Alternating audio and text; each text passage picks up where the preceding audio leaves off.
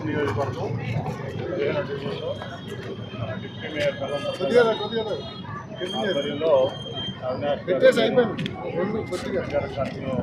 గురి ప్రసిద్ధి non veg ప్రజల నుంచి కూడా మంచి ఆదరణ లభిస్తుంది. ఎందుకంటే సంక్షేమంలో మీ అందరికీ తెలుసు, జగన్మోహన్ రెడ్డి గారు ఈ దేశంలో ఎక్కడా లేనటువంటి సంక్షేమం ఆయన పేద ప్రజలకి మధ్యతరగతి వారికి అందించినటువంటి పరిస్థితి మీరు చూశారు. అట్లాగే ఇక్కడ గత 2 సార్లు నుంచి ఎమ్మెల్యేగా గద్దె రామ్మోహన్ గారు ఆయన ఒక్క చిన్న పని కూడా 2014 నుంచి 19 వరకు చంద్రబాబు నాయుడు గారు అధికారంలో ఉన్నారు, ఆయన ఎమ్మెల్యేగా ఉన్నారు. అట్లాగే 19లో మళ్ళీ ప్రజలు ఆయనకి మళ్ళీ ఎమ్మెల్యేగా గెలిపించారు. అయినప్పటికీ 10 ఏళ్ళు ఇప్పటికి ఒక్క చిన్న పని కూడా చేయలేని అసమర్థుడిగా ఆయన ఒక ముద్ర పడిపోయింది ఆయన. అట్లాగే ఈరోజు మీరు చూస్తే దేవినేని అవినాష్ గారు మరి ఎమ్మెల్యే కాకుండానే ఈరోజు ఈ విజయవాడ ఈస్ట్ నియోజకవర్గంలో ప్రతి డివిజన్లో 21 డివిజన్లు ఉంటే 21 డివిజన్లో కూడా అభివృద్ధిలో తనదైనటువంటి ముద్ర వేసుకున్నటువంటి పరిస్థితి, ప్రజలందరూ కూడా దానికి హర్షిస్తున్నారు.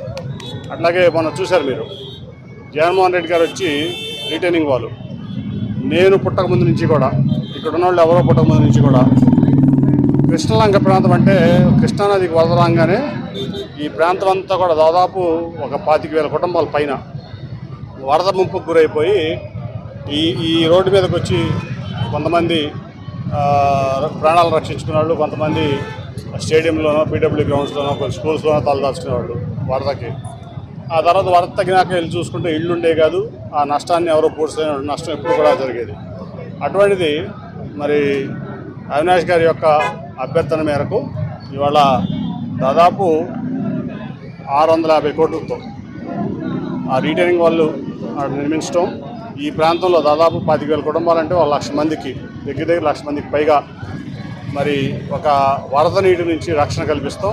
మరి జగన్మోహన్ రెడ్డి గారు అట్లాగే ఆ కార్యక్రమాన్ని తీసుకున్నటువంటి అవినాష్ గారు మొత్తం ఈ ప్రాంతం అంతా కూడా ఇవాళ చాలా హ్యాపీగా, ఎంత వరద వచ్చినా కూడా మేము సేఫ్గా ఉంటాము, మాకు వరదతో ప్రమాదం ఉండదు, వరద ముంపు రాదు అని చెప్పి గుండెల మీద చేస్తున్న పరిస్థితి కల్పించింది అవినాష్ గారు. అది చేపించింది పెట్టింది మరి ముఖ్యమంత్రి జగన్మోహన్ రెడ్డి గారు. అట్లాగే అదే కాకుండా ఇవాళ ఇక్కడ ఈ డివిజన్లో 15 డివిజన్లో దాదాపు 20 కోట్లతో ఏదైనా కానీ డెవలప్మెంట్. ఇప్పుడు వెళ్తుంటే ఇంటికి ఇళ్ళకి ఈ కింద ఇళ్ళకి కూడా నీళ్ళు లేవు.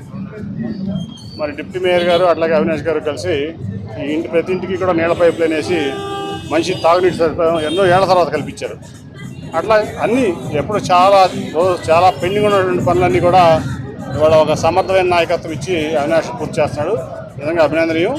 అట్లాగే 94లో ఇండిపెండెంట్ ఎమ్మెల్యేగా గన్నవరంలో గెలిచాడు గద్దె రామ్మోహన్ గారు.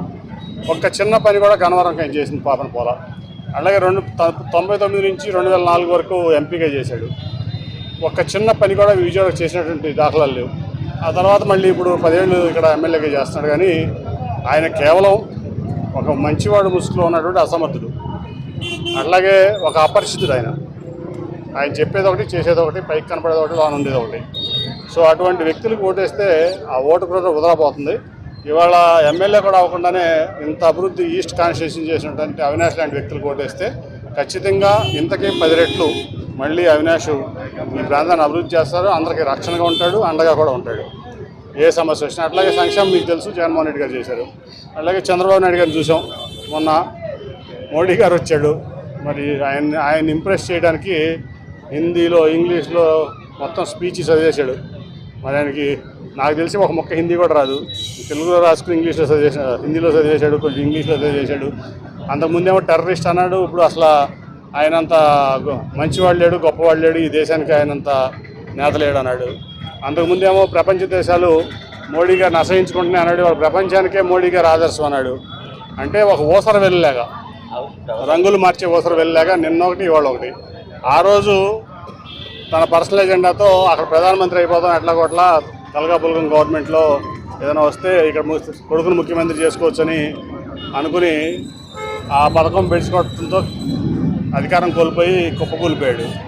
ఇప్పుడు మళ్ళీ మోడీ గారు అని చెప్పి ఆయన ముఖ్యంగా అధికారంలో రావడం కంటే కూడా ఆయన దాదాపు చేసినటువంటి స్కాముల నుంచి బయటపడటం కోసం వాళ్ళ మోడీ గారి కాళ్ళు, అమిత్ షా గారి కాళ్ళు పట్టుకుని 3 రోజులు ఢిల్లీలో ఏదైతే ఎన్టీ రామారావు గారు తెలుగువారి ఆత్మగౌరవం అనే పార్టీ పెట్టాడో, తెలుగుదేశం పార్టీ, ఆ పార్టీ ఆత్మగౌరవాన్ని తీసుకెళ్లి మోడీ, అమిత్ షా కాళ్ళ కింద 3 రోజులు పెట్టి పొత్తు కుదుర్చుని వచ్చాడు.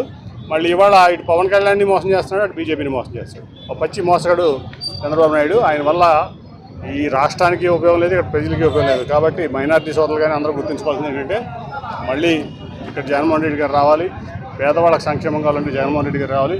ఇవాళ ముఖ్యంగా ఏంటంటే పిల్లలకి చదువు, దాని మీద దృష్టి పెట్టినటువంటి జగన్మోహన్ రెడ్డి గారు, అట్లాగే పేదలకు వైద్యం,